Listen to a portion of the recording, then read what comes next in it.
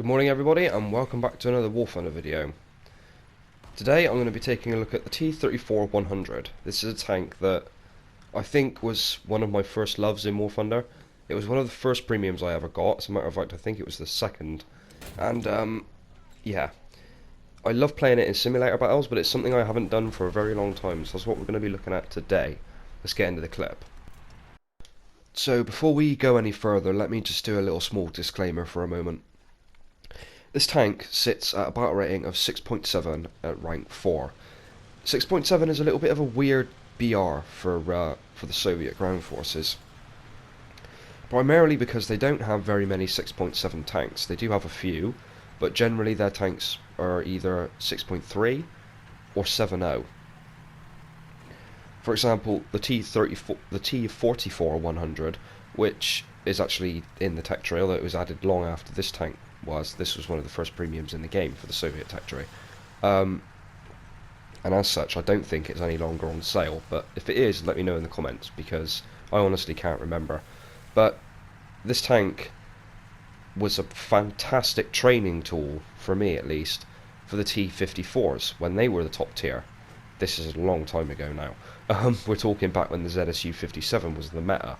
But the T-34-100 was at some point, you know, a fantastic training tool for these tanks. The 100mm gun it has on it, which is not the same gun as what's on the T-54s, although I can't remember the name of it. Is it the DL1 or DT1 or something like that? Is a fantastic gun. And playing with the gunner's sight level with the barrel, slightly to the left of the barrel, but level with it, means that it's very easy to aim at long range, it's very easy to range the gun, it's very easy to just take pot shots as soon as you get used to the ranging of the gun. There was a video I uploaded on my channel many years ago that was playing with Scooter actually, I think, in simulator battles, and I was fortunate enough for that simulator battle to be in a game with tanks of a similar BR.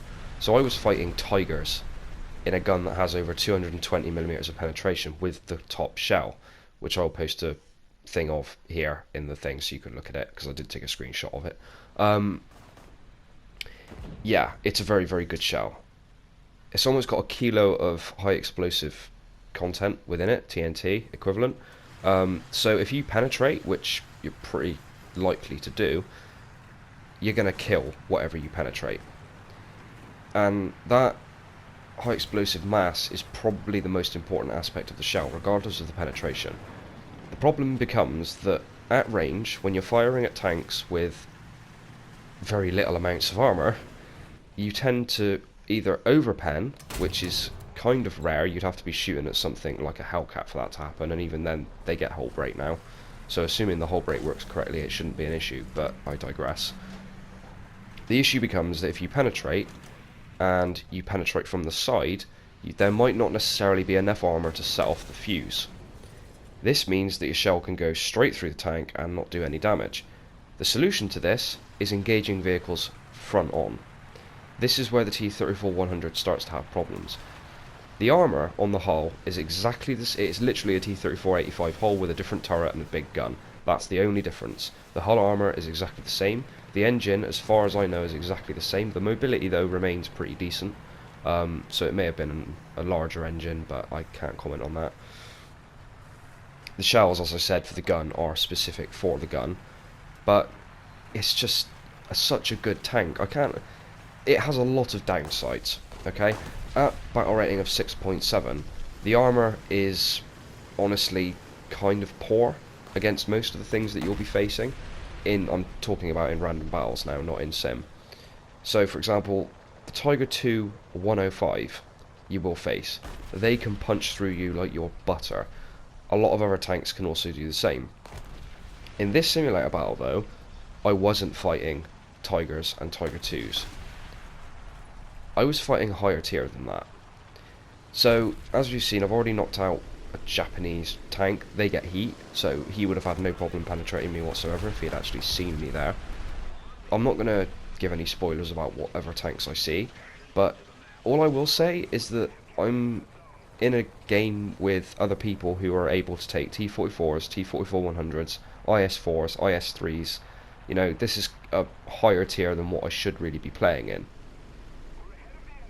But because of the penetration and the component with this shell and the guns, it just works. And as I said, this tank has a lot of weaknesses. The armor is one of them. The turret ring is very easy to penetrate. It's very easy to spot. The turret sits quite high up on the hull. You'd think that this tank is quite low profile, being a T-34, but it actually isn't. It's about the same sort of height as a Tiger, so it is quite big. Although it is more mobile than a Tiger, so there's that. Yeah, turret ring is number 2. Number 3 is one of the big ones, and one of the ones that a lot of people struggle with this tank, because it's on every Soviet tank, it's a problem, but on this tank it's specifically noticeable. And that's the gun depression. If my memory is correct, you get 3mm of gun depression, or 3 degrees of gun depression rather, which is very bad, even by Russian tank standards. Most Russian tanks were looking at 4 or 5, which most of the time you can work with. But with this tank, you kind of have to fight on level ground. This means that you have to rely more on your driving skill and your ability to fire on the move, which is possible on smooth surfaces such as concrete or roads, because surprisingly there isn't that much gun rock on this tank. The suspension is quite good. Nevertheless, you'll find that a lot of the vehicles you end up fighting know your weak spots or know your weaknesses, because at the end of the day this tank has been in the game for a very, very long time. While I digress a moment, this T-95, I'm having more problems actually getting through his armour than I should do. I decide not to take this shot and to flank around behind him. My theory here is that I can shoot him in the engine and just continue to pin him in place until either he burns to death or I'm able to get a killing shot on him. My teammate at the moment is currently keeping him occupied, although he's not going to be alive for much longer. As we'll see come up in the chat. There it is, T-95 took out the IS-4M. I get around behind him, I aim roughly where I think his engine should be, and that was a bit of an obtuse angle, I agree, but it wasn't what I would think of as an auto bounce zone. So, manoeuvring around a T-95 you would think would be relatively easy, and while this tank is fairly mobile, it's not quite mobile enough to pull this off. That should have been a kill. That hit his ammo. It destroyed his ammo, it should have killed him instantly, but he manages to get a shot off on me.